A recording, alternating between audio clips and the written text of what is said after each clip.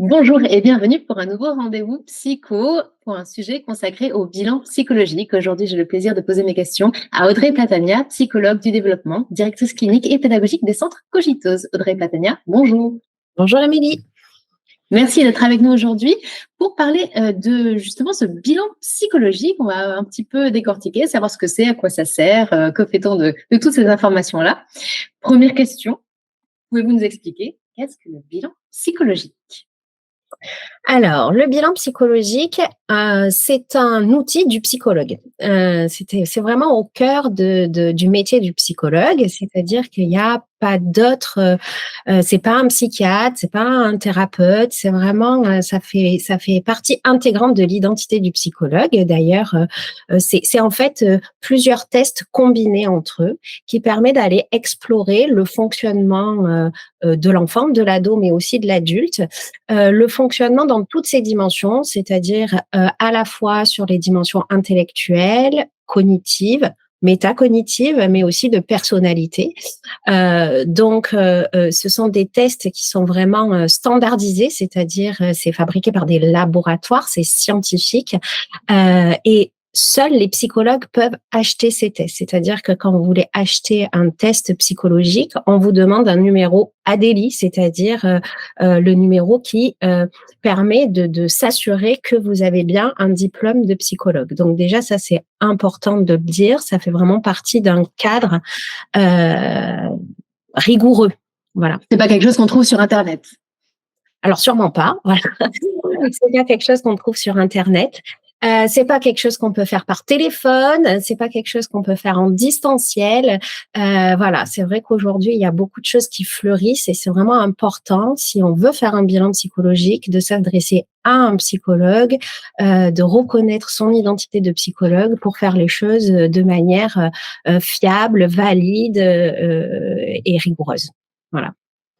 Alors, vous le disiez, on peut le faire enfant, adolescent, adulte, mais dans quel cas recourir au bilan psychologique?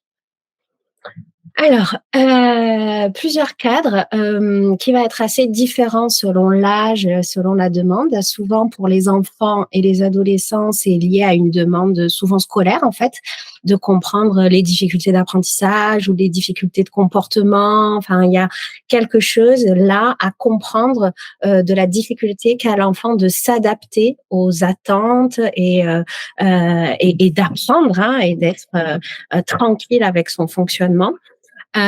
Pour un adolescent, c'est encore un peu plus que ça. Le bilan psychologique chez l'adolescent, c'est vraiment un temps particulier, l'adolescence, puisque c'est vraiment la construction identitaire, c'est vraiment un moment de flou, c'est un moment où on se pose beaucoup de questions. Et le bilan psychologique, dans ce cadre-là, il peut être vraiment très thérapeutique, c'est-à-dire qu'il permet à l'adolescent de rencontrer sa pensée, de rencontrer son fonctionnement, et donc du coup de pouvoir se redynamiser, de pouvoir se regarder penser, pouvoir déployer sa pensée, prendre du plaisir à penser. C'est le bilan psychologique, voilà, c'est vraiment important de pas le penser seulement à des fins diagnostiques. C'est pas pour poser une étiquette, c'est pas pour bon, oui, il est fait aussi pour ça, pour comprendre les troubles, les fonctionnements, etc. Mais plus globalement que ça, un bilan psychologique, c'est une rencontre avec soi, avec son fonctionnement. Voilà. Pour l'adulte, il est encore un peu différent. Le bilan psychologique, il vient souvent répondre à la question aidez-moi à comprendre pourquoi tout est difficile, aidez-moi à comprendre pourquoi je me sens différent, je me sens décalé depuis toujours. Aidez-moi à comprendre si je suis fou ou pas. Donc, il y a vraiment une démarche là aussi qui est très intense. Chez un adulte, il y a énormément d'attentes quand il apporte d'un psychologue pour faire un bilan psychologique. Il y a beaucoup d'enjeux, il y a beaucoup d'anxiété. Et du coup, pour l'adulte, voilà, c'est un peu particulier parce que souvent aujourd'hui, l'adulte arrive en consultation avec déjà une idée finalement. De son diagnostic. C'est ça. Il a cherché déjà un petit peu sur Internet. Voilà. Il a beaucoup lu, il a beaucoup entendu, il s'est reconnu, il s'est identifié à diverses catégories, HPI, TSA, TDA, borderline, etc. Et finalement, il vient en bilan psychologique en disant, confirmez-moi que je suis bien ça. Vous voyez? Et D'accord. donc, Du coup, parfois, il faut déconstruire un petit peu. C'est exactement, ça? exactement. C'est vraiment délicat parce que il faut pas qu'il y ait trop d'adhésion à certaines choses pour que le bilan psychologique soit vraiment un moment de découverte de soi et pas un moment de déception ou un moment d'effondrement qui viendrait au contraire faire plus de mal que de bien. Donc, parfois, on prend du temps avec un adulte avant ou pas d'ailleurs, un bilan psychologique, c'est pas systématique. C'est-à-dire qu'il y a toujours une démarche d'abord de poser le but, le sens, le cadre à ce bilan avant de le pratiquer. D'accord. Si j'ai bien compris, pour résumer à quoi ça sert, c'est vraiment de connaître son propre fonctionnement et du coup de savoir un petit peu comment naviguer dans la vie, de se mettre dans des bonnes conditions, sachant comment on fonctionne, donc nous-mêmes et peut-être envers les autres également, le lien social. C'est à ça que ça sert, c'est ça? Ou est-ce que c'est plus complexe que ça encore? Non, non, c'est ça. C'est le bilan psychologique, il est vraiment très puissant. C'est-à-dire que si on s'arrête juste à des fins de diagnostic et à comparer vos résultats à une norme et à l'aspect quantitatif, bon, il vous apporte des éléments pour vous comprendre. Mais en fait, dans un bilan psychologique, le psychologue, il a aussi toute une analyse clinique de ce qui est en train de se passer pendant que vous réalisez les tests. Et Ah, donc, en même temps qu'on réalise le test, il y a déjà exactement. une analyse qui se fait, Exactement. d'accord. C'est-à-dire, c'est pas simplement, il note vos réponses et il va coter pour voir où vous vous situez par rapport à la moyenne. Bilan psychologique, c'est comme une enquête policière. C'est-à-dire que le psychologue, il va noter aussi, il va tout observer de vos gestes, de vos mots, de vos hésitations, des émergences de vos émotions. Il va prendre en note tout ce qui se passe. C'est comme si vous étiez sous une loupe, en fait, et qu'il note tous les indices qui est là maintenant à sa disposition et il va analyser qualitativement les mouvements de votre pensée, les moments où vous accélérez, où ça ralentit, les interférences qu'il y a dans votre pensée, comment vous cheminez dans votre pensée, les associations de vos idées. Et en fait, ça permet non seulement en effet de vous comparer par rapport à une norme et donc d'identifier certaines spécificités, atypicités, difficultés ou au contraire des ressources, des forces que vous avez, mais également qualitativement de comprendre comment vous cheminez à l'intérieur de vous. Et donc, c'est vraiment particulièrement puissant pour rencontrer, pour aller mettre en lumière vos schémas de pensée, vos automatismes, les systèmes de croyances qui viennent Ouais. soit vous aider, soit au contraire vous pénaliser, ce que vous pensez de vous-même, les autocritiques, les jugements que vous faites par rapport à vous. Donc, en fait, ça éclaire vraiment d'une manière très intime la singularité de votre fonctionnement. C'est pour ça que c'est pas seulement, c'est loin, très loin d'être seulement, je me pose une étiquette et j'appartiens à une catégorie. Ouais, c'est bien plus intéressant et plus profond que ça. Et puis notamment parce qu'on est tous différents et avec plein de particularités, avec un vécu, avec tout ça. Donc vous le disiez, le bilan psychologique, ça commence, je pense, dès la première seconde avec l'observation du professionnel sur le comportement de son patient. Qu'est-ce qu'on retrouve d'autre dans ce bilan, brièvement? Est-ce que c'est découpé en plusieurs parties? Qu'est-ce qu'on retrouve dans ce bilan? D'accord. Alors déjà, ça commence avant le bilan. Ça commence à la première consultation, d'accord? On fait jamais un bilan Tout de d'emblée. suite. D'accord. Voilà.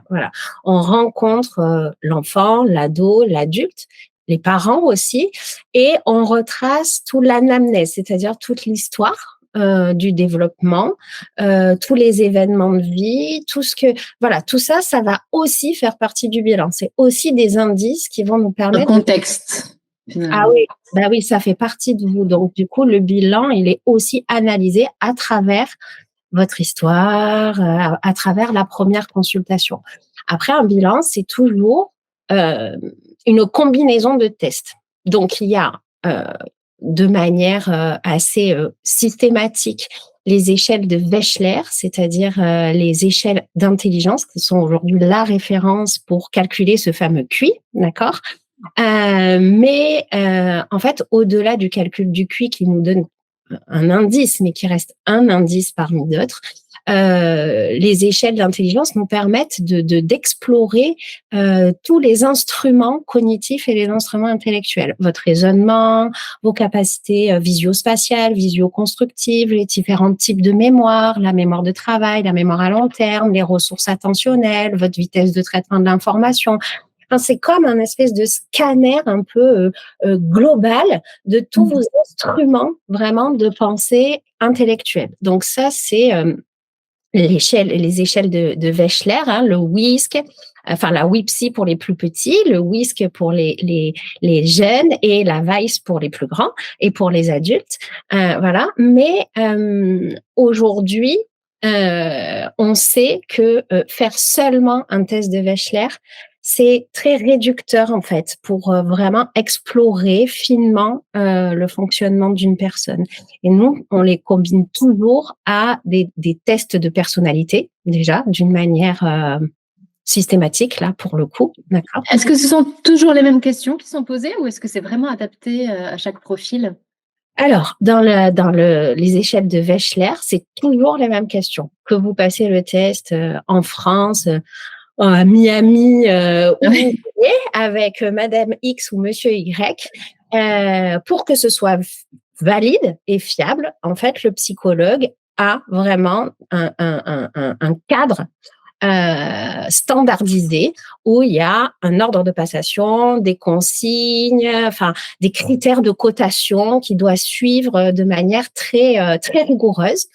Après, dans ça, ça lui appartient de créer une alliance, de créer un climat de confiance dans lequel la personne sera la plus tranquille pour pouvoir exprimer de manière la plus fine son intimité de fonctionnement. Mais étayant, ça veut pas dire aidant. Ça veut dire que il y a une acrobatie là à garder entre le fait d'être bienveillant, mais pas trop aidant, parce que sinon ça biaise le test, ça biaise l'échelle. Voilà. Donc oui, il y a un cadre, il y a vraiment des choses qui sont très standardisées. Voilà. Et dans les épreuves de personnalité également. C'est-à-dire dans les épreuves de personnalité. Alors, vous en avez de deux types. Vous avez ce qu'on appelle les épreuves projectives. Vous savez, les fameuses taches d'encre, par exemple, de Rorschach, ou d'autres tests de ce type-là. C'est-à-dire vraiment des choses qui vont aller très profondément questionner votre structure de personnalité, comment votre personnalité s'est tissée, s'est tricotée, voilà. Et puis après, vous avez tout ce qui est questionnaire de personnalité qui amène aussi beaucoup d'informations, mais qui sont de notre ordre, qui sont complémentaires. Voilà. Et selon le besoin, selon ce qu'on observe dans ce bilan psychologique, on peut rajouter d'autres tests. Voilà. D'accord, pour affiner un petit peu plus. Voilà, il y a des tests après complémentaires, plus spécifiques, qui permettent d'aller explorer, par exemple, l'attention. S'il y a une suspicion de TDAH, de troubles attentionnels, on a la TEACH, on a la NEPSI, qui sont des tests neuropsychologiques, vraiment, qui permettent d'aller voir spécifiquement les ressources attentionnelles. Vous avez des tests, voilà, plus au niveau de la théorie de l'esprit, au niveau des reconnaissances d'affect, si vous avez une suspicion de troubles du spectre autistique ou de syndrome d'Asperger. Enfin voilà. Après, vous complétez votre bilan, vous l'agrémentez, on va dire, de tests plus spécifiques pour aller explorer des hypothèses diagnostiques que vous aurez attrapées au cours de cette exploration plus globale dans un premier temps. D'accord. Un travail très intéressant à faire. Donc, on le rappelle, hein, c'est un bilan qui doit être certifié. C'est ça, c'est vraiment validé scientifiquement. Seuls les psychologues peuvent faire réaliser ce test-là. Le moyen donc de recueillir plein d'informations sur son propre comportement, de mieux se comprendre soi-même. Qu'est-ce qu'on fait de toutes ces informations-là comment se présente le bilan déjà, parce que j'imagine qu'il n'y a pas de bonne ou de mauvaise réponse. Comment se présente le bilan et que faire de ces informations-là? Bah, oui, déjà un bilan, c'est vraiment très important de pas le présenter comme, une évaluation ou quelque chose où on va vous noter ou quelque chose comme vous venez de dire, c'est très important, qui se réussit ou qui s'échoue. En fait, un bilan, c'est vraiment, un moment, une occasion unique pour aller, se rencontrer sa pensée et comprendre comment on fonctionne. Donc il y a pas de bon ou de mauvais bilan. Tout est bon finalement, vous venez comme vous êtes. Et c'est à nous, les psychologues, de pouvoir comprendre ce qui se passe. Après, qu'est-ce qu'on fait des résultats? Ben, souvent, c'est, comme je l'ai un peu dit, c'est assez thérapeutique un bilan dans un premier temps, parce que ça permet de déconstruire pas mal de choses, de représentation, d'interprétation qu'on a sur soi, de systèmes de croyances qui pétrit notre rapport à nous-mêmes, au monde, aux autres. Donc, ça peut être déjà, mais ça peut être même uniquement pour certaines personnes, l'acte thérapeutique qui va amener un véritable changement. Voilà.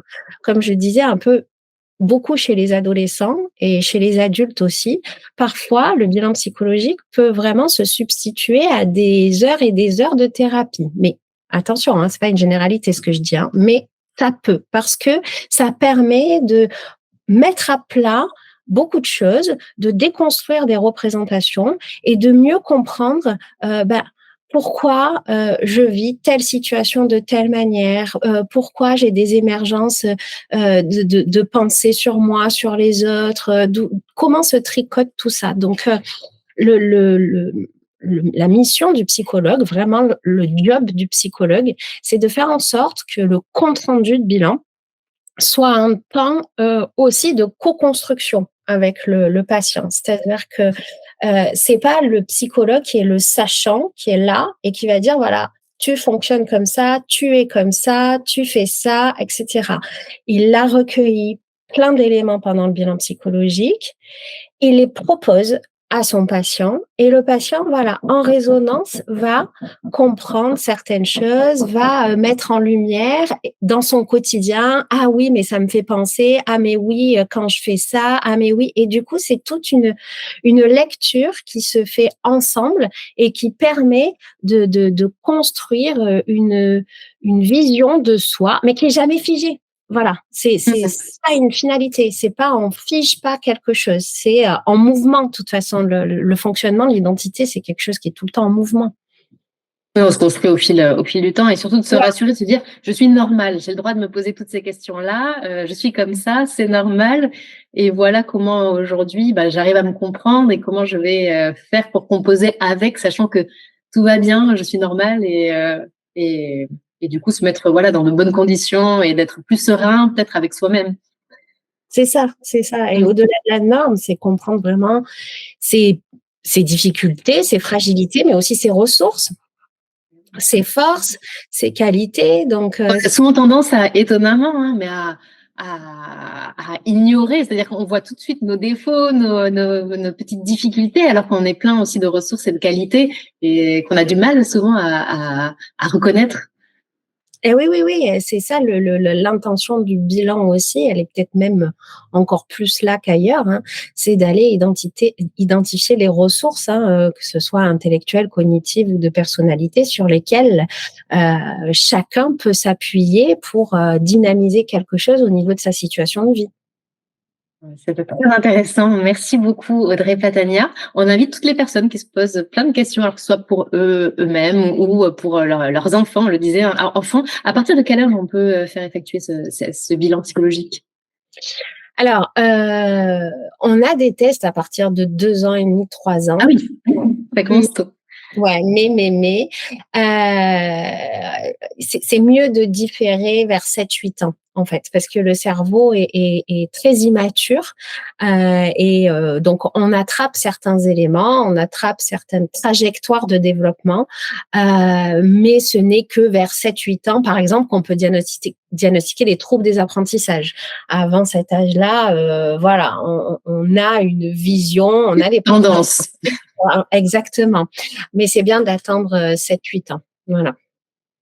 D'accord. Alors surtout, il ne faut pas hésiter à réaliser ce bilan psychologique. On a dit, il n'y a pas de bonne, il n'y a pas de mauvaise réponse. Chaque bilan psychologique relate une histoire singulière. Exactement. Euh, on peut dire que du coup, on ne peut que réussir ce test. En tous les cas, c'est un vrai atout pour apprendre à mieux appréhender la vie, à mieux s'épanouir. Audrey Patania, vous proposez vous-même d'effectuer ce genre de bilan psychologique en consultation. Comment peut-on vous contacter? Et d'ailleurs, on l'a pas dit, mais combien de temps ça prend à peu près une consultation pour un bilan psychologique? Alors, il y a toujours donc une première consultation qui est importante, et j'invite vraiment les personnes qui veulent faire un bilan psychologique à être attentifs à ça, parce qu'il y a certains centres ou certains psychologues qui vont prendre juste un petit temps par téléphone, alors que ça fait vraiment partie d'une démarche. Donc là, il faut compter environ 3/4 d'heure, 1 heure pour la première consultation. Après, le bilan prend 2 heures, 2 heures et demie pour avoir un bilan intégratif, c'est-à-dire à la fois intellectuel et de personnalité. Et après, s'il y a des tests complémentaires pour aller affiner, faut rajouter encore un petit peu 1 heure, 1 heure et demie selon ce qu'on veut explorer. Voilà. Donc et après il y a le temps du compte rendu, et ça aussi c'est hyper important de le dire. Il faut que le psychologue vous fournisse un compte rendu écrit de votre bilan, que vous ayez une trace, mais il faut qu'il y ait un compte rendu oral, c'est-à-dire qu'ils prennent vraiment le temps. Et là, encore une fois, 3/4 d'heure, 1 heure, pour pouvoir débriefer avec vous et faire cette co-construction, cette co-lecture du bilan, et pas seulement vous envoyer Oui, les vous laissez avec voilà. Donc ça, c'est important aussi. Voilà, donc il faut compter ça. Donc après, le bilan psychologique, comme j'ai dit, il est pas systématique, d'où la première consultation aussi, parce qu'il y a certains moments où c'est pas le bon moment de faire un bilan psychologique, et donc c'est important aussi de voir à quel moment on le fait, si il faut le faire, parce que selon votre état psychologique, c'est peut-être pas le bon moment, selon ce que vous traversez. Voilà, il faut être vigilant à ça. Mais sinon, en effet, c'est jamais quelque chose que l'on échoue, que l'on réussit. Donc, enfin, moi, j'ai tendance à dire que tout le monde devrait faire un psychologique. Et que C'est intéressant d'apprendre à mieux se connaître. oui, parce Ouais, que ouais. c'est pas réservé, parce que comme c'est vraiment très singulier, on attrapera toujours quelque chose de soi, Mmh. on attrapera toujours une compréhension de soi. Donc, c'est pas voilà. Après, la difficulté, c'est que c'est pas remboursé, c'est quelque chose qui a un coût, qui est assez onéreux. Moi, je pense que le bilan psychologique, non seulement il devrait être remboursé, mais que tout le monde devrait le faire, parce que ça fait du bien à tout le monde. Voilà. Ouais, ça fait du bien, et puis au moins de mettre aussi en lumière nos qualités, nos forces, puisqu'on en a tous, même dans les moments voilà, où c'est un petit peu plus compliqué, d'apprendre à aller les chercher parce qu'elles sont là, c'est très important. Et comment faire pour vous contacter, Audrey Patania? Oui, alors moi je travaille dans les centres Cogiteuse, donc vous pouvez aller sur le site internet, vous retrouverez tous les numéros de téléphone et les moyens de contacter. On est plusieurs psychologues un peu partout en France, donc voilà. Eh bien, merci beaucoup. Je remettrai bien évidemment toutes les informations pour vous contacter dans le descriptif de la vidéo. Un grand merci pour cet éclairage nécessaire. Et voilà, maintenant, on en sait un petit peu plus sur le bilan psychologique. On invite toutes les personnes qui le souhaitent à prendre rendez-vous pour l'effectuer. À très bientôt pour un prochain sujet, peut-être. Avec plaisir, Il y a Émilie. toujours de nouveaux sujets à aborder pour mieux comprendre. Donc, merci beaucoup. À très bientôt et merci à toutes et à tous de nous avoir suivis. Au revoir.